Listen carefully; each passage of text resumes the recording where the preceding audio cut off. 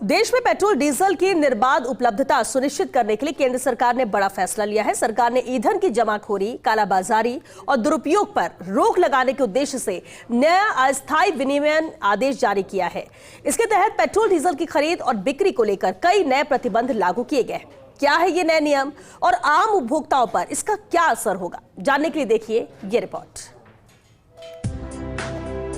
Petroleum एवं प्राकृतिक gas मंत्रालय ने मोटर स्पिरिट और हाई स्पीड डीजल के खुदरा विक्रय केंद्रों के माध्यम से प्रदाय का अस्थायी विनियमन आदेश 2026 जारी किया है। इस आदेश के तहत पेट्रोल डीजल की खरीद, वितरण और बिक्री पर कई महत्वपूर्ण प्रतिबंध लगाए गए हैं। आदेश का उल्लंघन करने वालों के खिलाफ आवश्यक वस्तु अधिनियम 1955 के तहत कार्रवाई की जाएगी। केंद्र सरकार का कहना है कि मौजूदा वैश्विक भू राजनीतिक परिस्थितियों के चलते अंतर्राष्ट्रीय पेट्रोलियम आपूर्ति श्रृंखलाओं और शिपिंग लॉजिस्टिक्स पर दबाव बढ़ा है। ऐसे में भविष्य में ईंधन आपूर्ति प्रभावित होने की आशंका को देखते हुए यह कदम उठाया गया है। सरकार के अनुसार कुछ क्षेत्रों में औद्योगिक, वाणिज्यिक और संस्थागत उपभोक्ताओं की ओर से खुदरा पेट्रोल पंपों से बड़ी मात्रा में ईंधन खरीदा जा रहा था। थोक और खुदरा कीमतों के अंतर के कारण ऐसी खरीद बढ़ी है, जिससे आम उपभोक्ताओं के लिए उपलब्ध ईंधन आपूर्ति प्रभावित होने का खतरा पैदा हो रहा था। नए आदेश के अनुसार औद्योगिक, वाणिज्यिक और संस्थागत उपभोक्ता अब खुदरा पेट्रोल पंपों से ईंधन नहीं खरीद सकेंगे। ईंधन केवल अधिकृत उपभोक्ता पंपों से ही लेना होगा।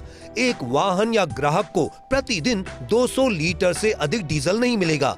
डीजल केवल वाहन के टैंक या PESO अनुमोदित कंटेनर में ही दिया जाएगा। तेल विपणन कंपनियों और पेट्रोल पंप संचालकों को भी इन प्रतिबंधों का कड़ाई से पालन सुनिश्चित करने के निर्देश दिए गए हैं। केंद्र और राज्य सरकारों के अधिकृत अधिकारी, पुलिस अधिकारी, तेल कंपनियों के अधिकारी आवश्यक होने पर तलाशी, जांच और जब्ती की कार्रवाई भी कर सकेंगे। राज्यों और केंद्र शासित प्रदेशों को जमाखोरी, कालाबाजारी, अनधिकृत भंडारण, ईंधन के विपथन और अन्य अनियमितताओं के खिलाफ सख्त कार्रवाई करने के निर्देश दिए हैं। प्रारंभिक तौर पर यह आदेश 90 दिनों तक प्रभावी रहेगा। परिस्थितियों के अनुसार इसकी अवधि बढ़ाई भी जा सकती है।